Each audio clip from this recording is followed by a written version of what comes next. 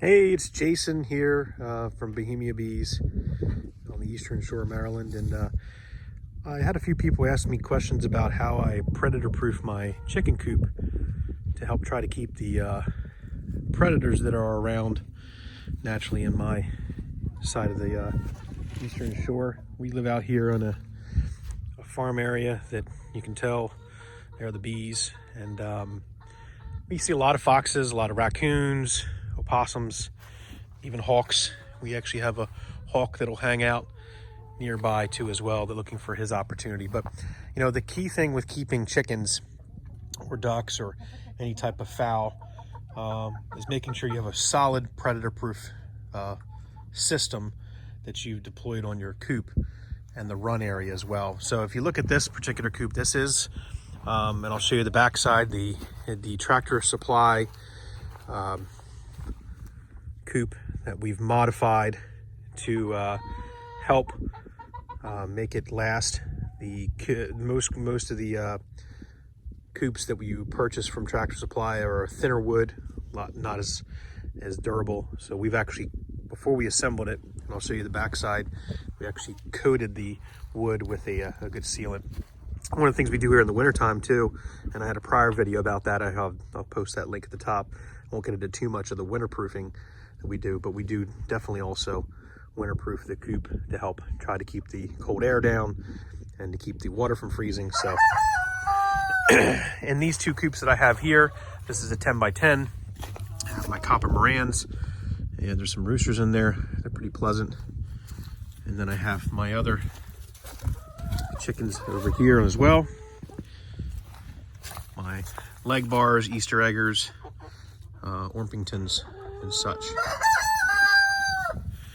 So how do we predator-proof our coop? One of the key things is to make sure that you have a solid, whether it's a fencing, dog fencing, kennel fencing, or a coop that has, you know, the right material to keep out predators.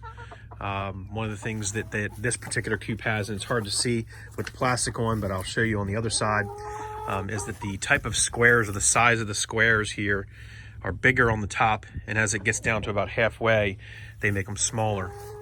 If we walk back here, we can also see that that same type of size square on the roof is that on the bottom, and that helps if there's any raccoons that have climbed up to try to figure their way in.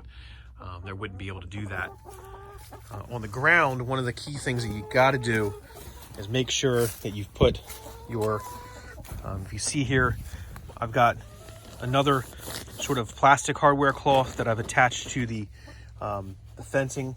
I'll show you that on the inside. But one of the things I want to point out here is that if you look on the ground and it's already starting to grow through, you can see right here, this is the hardware cloth.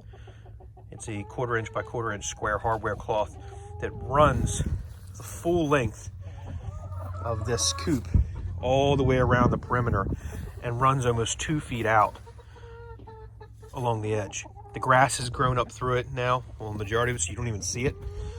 And it runs all the way underneath this board and up to the other hardware cloth, plastic hardware cloth that runs down. And then there's a 2x6 board that I lay along the bottom to kind of tie them all together. What that does is that helps prevent the foxes or raccoons from digging in the ground. They usually will walk along the perimeter of a coop or run and look for their open spot to cut into and dig in. They'll dig underneath and they'll make a hole underneath and then drag the chickens out, and one by one, or the raccoons will cut their heads off and do the same and kill them. But that prevents anything from coming along and digging, because they would have to literally start digging way out here, and they can't dig through that. They'll get to the point to where they'll realize they can't dig through and they'll go to another spot. This area that I have here is just for the open run area in the back. This allows if I want to let them free range. This is not very durable. This is not very protected, but it's enough to just kind of keep the chickens in when I'm out and wanting them let on free range and I'm out here doing stuff.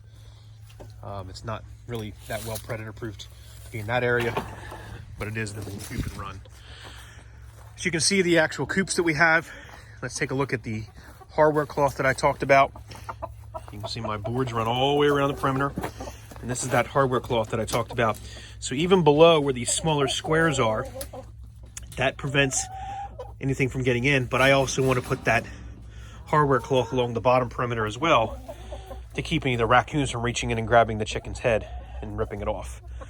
It does that all the way through the coops themselves.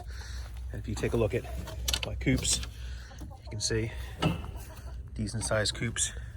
And they open from the bottom down here. I won't get into the coops per se, but that's how we set them up to predator proof them. We continue to do that same type of technique all the way around. And then that allows us to stop any of the raccoons, foxes, and such from getting in the coop. And that's how we did it.